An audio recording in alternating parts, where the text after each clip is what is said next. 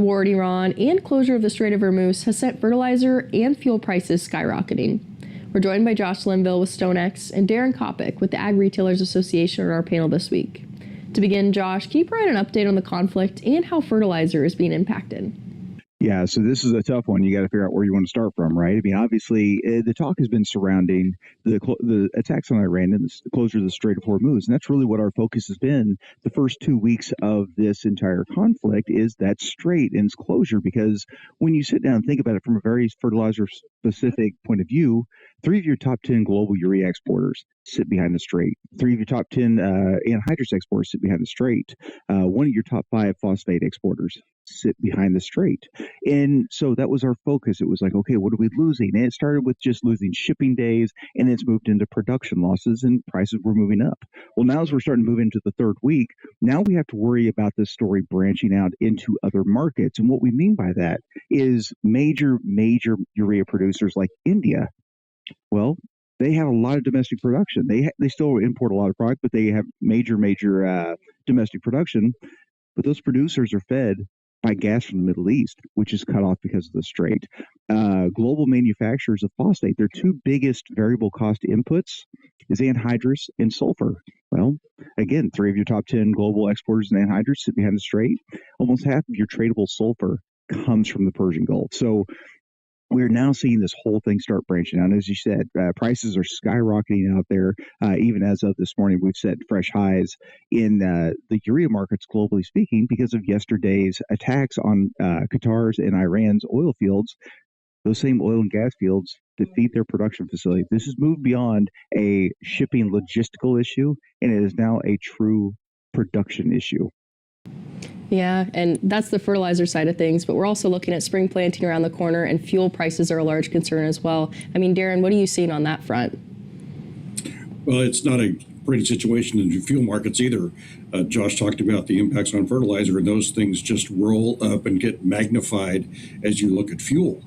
We're seeing gasoline prices now $3.70 some on the average nationally. Diesel's over $5. And those expenses roll into what the farmers pay for the freight on the products that they buy, the things that our retailers get in to provide to them, shipping for the commodities on the way back out. And then you've got impacts in the vessel freight market, both inbound and outbound too, with higher insurance costs, higher longer delay times in port, surcharges on vessels. It's expanding rapidly, and the impacts are going to be significant. Yeah, and Daren, the Agri-Retailers Association sent a letter to President Trump warning about larger supply chain disruptions from this conflict. I mean, what are the broader impacts to the farm economy from the conflict that we're seeing right now? Well, the farm economy was in a tough position already. A number of members I've talked to, the number one concern on their minds is farm gate economics. And so as we look at raising costs further in a tight margin environment, both for farmers and for retailers, this couldn't come at a worse time for the impacts on our industry. We'll be back with more newsmakers right after this. Welcome back. The near halt of vessels moving through the Strait of Hormuz could have broader supply chain disruptions. We asked Josh Linville with StoneX how the disruption could impact the broader farm economy. The farm economy was not in a great place before this entire conflict started. In fact, one of the things we had seen in the fertilizer market is a very slow approach to the marketplace, because for the entirety of this fertilizer, starting July 1, 2025, but going through June 30, 26, buying had been very slow because farmers had looked at their economics and said, this doesn't make sense. And that was before the war started out. So now all of a sudden everybody has waited. And now we're moving into spring season. We're literally out of time. This could not happen at a worse time of the entire calendar. And the thing I joke, not funny, almost kind of funny, sad, is if somebody had tried to sit there and say, Josh, come up with a nightmare scenario for fertilizer right now, we literally have touched on every point about the only thing we're missing is Russia shutting down their exports, which we're hearing this morning they're shutting down their ammonium nitrate exports for a single month. It's not a major deal, but it's like, wow, we are this close to this thing going from bad to worse. We do still believe, based on the numbers we see, we produce a lot of the anhydrous that we use. We produce a lot of the UAN that we use. We import a fair bit of urea, but fortunately our imports through March, based on forecasts, are looking very, very good. Unfortunately, we are seeing that urea price rise very rapidly.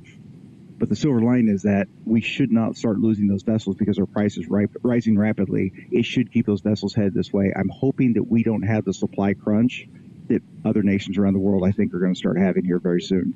Yeah, and there's lots of farmers listening to this right now who are hopefully not panicking yet. But as they're hearing all of this, what should they be keeping in mind as they're making their decisions for 2026? I mean, some may still be purchasing fertilizer, of course, the fuel, but what parts of this conflict should they be watching as they make those decisions?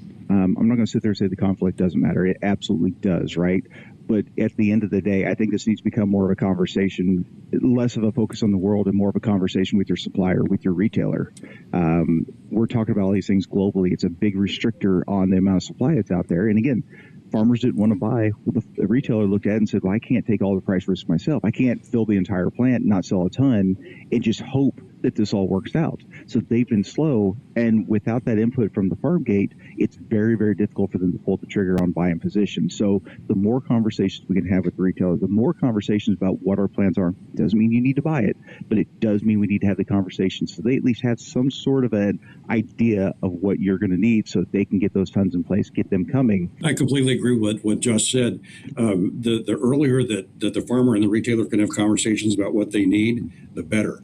Especially in a situation like this one where you could have locked in a price, in hindsight, and hindsight's 2020, but you could have locked in a much better price or hedged your risk early on. Now, buying at the last minute is difficult even in normal conditions, and really difficult now. So keeping a sharp eye on costs, frequent conversations with your supplier, all that's going to be important as we head into the spring.